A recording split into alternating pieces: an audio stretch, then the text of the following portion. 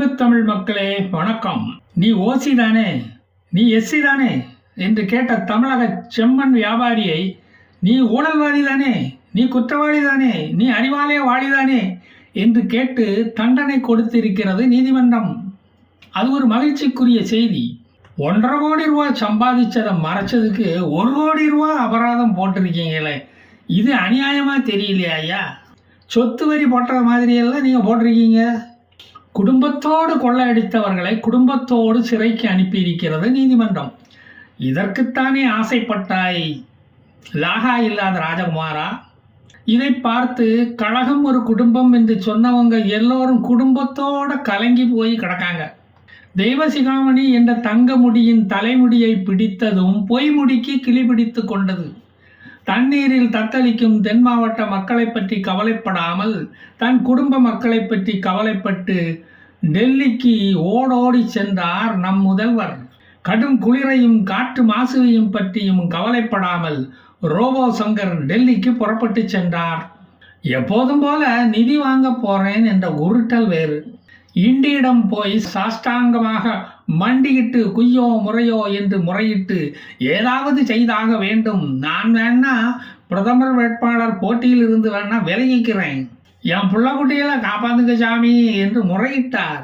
கார்மேகம் சூழ்ந்த கோபாலபுரம் மாளிகையை காப்பாற்ற வந்த கார்கேயே வருக, எங்களுக்கு நிலையான ஆட்சி தருக என்று பாரம்பரிய முழக்கமிட்டார். மழை நிவாரணத்துக்கு 12,659 கோடி வேண்டும் என்று துல்லியமாக கணக்கிட்டு 4,000ல் 2,500 போனா 2,500 என்று கணக்கிட்ட மாதிரி அப்படியே தரும்படி மோடி ஐயாவிடம் அடிமை அரசாக வேஷம் போட்டார். வேற ஒன்றும் இல்லை, அவர் அப்பா வீட்டு பணத்தை கேட்க போயிருக்கார், அவ்வளவுதான். மோடியும் வாய் விட்டு சிரித்து நாளாச்சே என்று 20 நிமிடம் வரை அவரை பேச விட்டு மகிழ்ந்தார். வெறும் கடிதம் மட்டும் எழுதினா போதாது தம்பி, அடிக்கடி ஃபோனிலும் பேசு, மனுஷனுக்கு ஒரு என்டர்டெயின்மெண்ட் எல்லாம் வேண்டாமா, ரிலாக்ஸேஷன் வேண்டாமா என்று கூறி வழி அனுப்பி வைத்தார். பொன்முடி மேல் போட்ட லஞ்ச ஊழல் வழக்கு, அதாவது வருமானத்துக்கு அதிகமாக சேர்த்த சொத்து குவிப்பு வழக்குக்கு போதிய ஆதாரமே இல்லை என்று தள்ளுபடி செய்துவிட்ட அந்த வழக்கை வம்படியா தூசி தட்டி எடுத்து மறுபடியும் உயர்நீதிமன்றம் அளித்த தீர்ப்பு கடும் கண்டனத்துக்குரியது என்று அகில இந்திய ஊபிஸ் ஒன்றிய சங்கம் தெரிவித்துள்ளது. அது எப்படிங்க ஏற்றுக்க முடியும்? திராவிடம் போட்ட பிச்சை நீதிபதிகள் போதிய ஆதாரங்கள் இல்லை என்று 2016 தள்ளுபடி செய்துவிட்ட வழக்கை இல்லை நீ லஞ்சம் வாங்கியிருக்க என்று சந்தேகத்தின் அடிப்படையில் எப்படி எடுத்து விசாரிக்கலாம்? எப்படி இப்படி ஒரு தீர்ப்பை கூறலாம்? சந்தேகம் யார் மேல? நீதிபதி மேலையா? மாண்புமிகு நீதிபதி லீலாவதி கொடுத்த தீர்ப்பை எப்படி நிராகரிக்கலாம்? அதுக்கு உச்ச நீதிமன்றமும் அந்த நீதிபதி ஆனந்த் வெங்கடேஷை பாராட்டி இருப்பது நீதி செத்து சின்னாபின்னமாகி தூக்கில் தொங்கிவிட்டதை தானே காட்டுகிறது.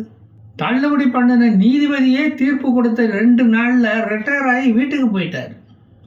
இப்போ அவர் சர்வீஸில் இல்லை. அந்த தீர்ப்பை சந்தேகிப்பது சரியா? அது நீதிமன்றத்தையே அவமதிப்பது போல இல்லையா? அவருக்கு அது ஒரு அவமானம் இல்லையா?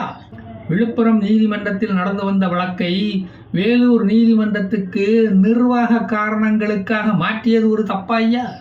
தீர்ப்பு எழுதிய நீதிபதி 28ஆம் தேதி 240 பக்க தீர்ப்பை 2 நாளில் எழுதிவிட்டு 30ஆம் தேதி பணி ஓய்வு பெற்றது ஒரு தப்பா? விரைந்து நீதி வழங்கியதை பாராட்ட மாட்டீங்களா? திராவிட பிச்சைகளை இப்படியா சந்தேகப்படுவது? பொன்முடி மனைவிக்கு சொந்தமாக 110 ஏக்கர் விவசாய விளைநிலம் இருக்கு. அதில் பெற்ற வருமானத்தையும் தனியாக பிசினஸ் செய்து சம்பாதித்த வருமானத்தையும் கணக்கில் சேர்க்காமல் வருமானத்திற்கு அதிகமாக சொத்து சேர்த்தார் என்று அபத்தமாக கூறிவிட்டீர்களே, இது செல்லாது என்று சுட்டிக்காட்டிய நீதிபதியின் புத்தி கூர்மையை பாராட்ட மாட்டீங்களா? அது பாவம், எங்க கட்சி ஆமோடைகளுக்கு கூட தெரியவில்லை, அவங்க கண்டுபிடிச்சி தள்ளுபடி செஞ்சிட்டாங்க, அம்புடுத்தேன், விஷயம் சுலபமாக முடிஞ்சு போச்சு. அதை போய் குத்தஞ்சொல்லி பெட்டி வாங்கி விட்டார் என்று கொச்சையாக திராவிட பிச்சையை கூறியிருப்பது வன்மையாக கண்டிக்கத்தக்கது. இறுதி தீர்ப்பு வாசிக்கும் போது பொன்முடியும் அவரது மனைவியும் நேரில் கோர்ட்டில் ஆஜராக வேண்டும் என்று கூறியிருக்கிறது நீதிமன்றம். முடியாத பட்சத்தில், அதாவது வெக்கம் வானா சூடு சொரண தலை தூக்கினாலோ, மகா கேவலமாக உணர்ந்தாலோ, குற்ற உணர்ச்சி மனதை நோகடித்தாலோ, மக்களால் தாக்கப்படுவோம் என்று நினைத்து பயந்தாலோ கோர்ட்டுக்கு வராமல் வீடியோ கான்ஃபரன்சிங்கில் ஆஜராகலாம் என்று அர்த்தம் வரும்படியாக கூறியிருக்கிறது இந்த கோர்ட். எதையும் விலாவாரியா ஆராய்ந்து பார்ப்பது தானே நம்ம வேலை. அதுக்கு தானே நாம இருக்கோம். நீதிபதி ஜெயச்சந்திரன் அவர்களின் அறிவிப்பை வாசித்ததை கேட்டதும் காவேரி மருத்துவமனையில் ஒரு ICU பெட் ரெடி செய்யப்பட்டது. அதே மாதிரி புழல் சிறையில் 2 அறைகள் கழுவி சுத்தம் செய்யப்பட்டது. விசாரித்ததில் இந்த 2 நிகழ்ச்சிக்கும் ஒரு சம்பந்தமும் இல்லை என்று 2 நிர்வாகமும் கூறிவிட்டது. இது ஒரு வழக்கமான நடைமுறைதான் என்றும் கூறப்பட்டது.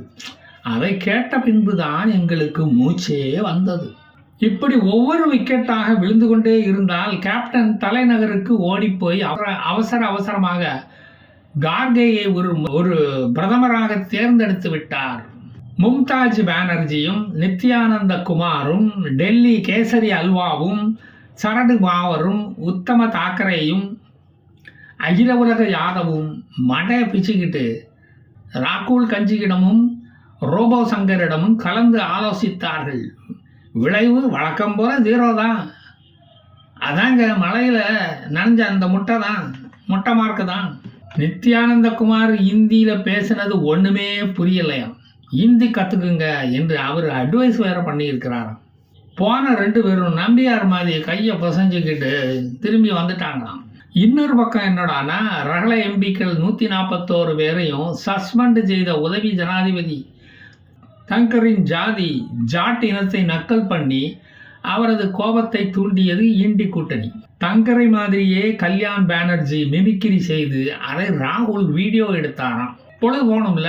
லா of the ruler, not the rule of the law, is the bane of human rights is the state அப்படின்னு மேற்கு வங்க கவர்னராக இருந்தபோது தங்கர் கூறினாரே, அதை அவர்களால் மறக்க முடியவில்லை. 141 எம்பிக்களும் நாடாளுமன்ற படிக்கட்டில் அமர்ந்து கொண்டு உதவி ஜனாதிபதியின் கனத்த உருவத்தை வைத்து நடப்பது மாதிரி குனிவது மாதிரி டிஎம்சியை சேர்ந்த எம்பி நடித்து பழிப்பு காட்டினார். அவர் சார்ந்த ஜாட் இனத்தை பற்றியும் அவதூறாக கமெண்ட் அடித்தார்.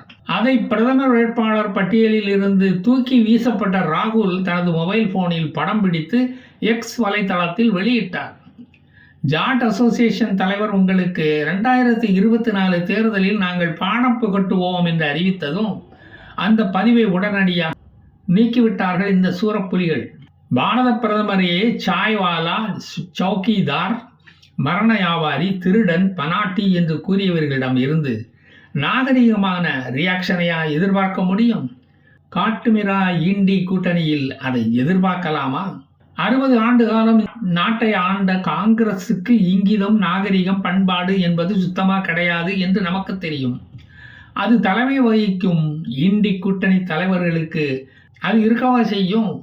அந்த கூட்டணியில் இருப்பதாக சொல்லிக்கொள்ளும் டிஎம்சி கட்சியின் எம்பி கல்யாண் பானர்ஜிக்கு மட்டும் வார்த்தை நாகரீகம் புதுசா வந்து விடுமா?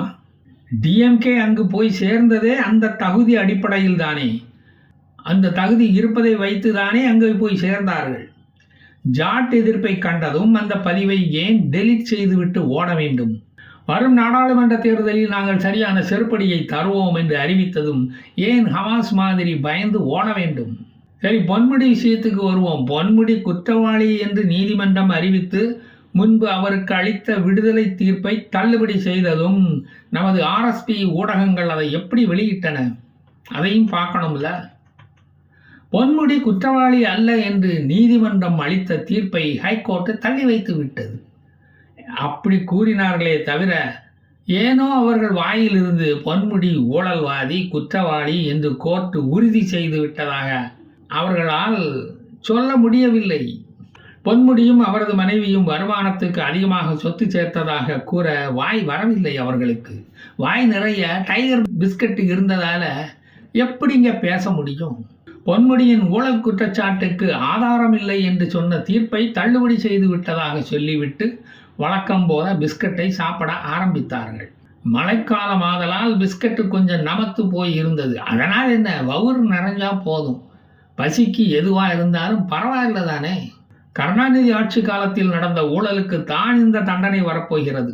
தண்டனை கொடுக்கப்பட்டுள்ளது. அதன் பிறகு நடந்த செம்மண் குவாரி, மணி லாண்டரிங் வழக்குகளில் தீர்ப்பு வரிசையாக வரப்போகின்றன. அதன் பிறகு திமுக மந்திரிகள் ஒவ்வொருவராக மார்ச் பாஸ் பண்ணி அணிவகுப்பு மரியாதை கொடுப்பார்கள். அப்போது அவர்கள் கவர்னரிடம் இருந்து மெடல்கள் கூட வாங்கினாலும் ஆச்சரியப்படுவதற்கில்லை. சிறந்த ஊழல்வாதிகளுக்கு மெடல் கொடுத்து கௌரவிக்க வேண்டாமா?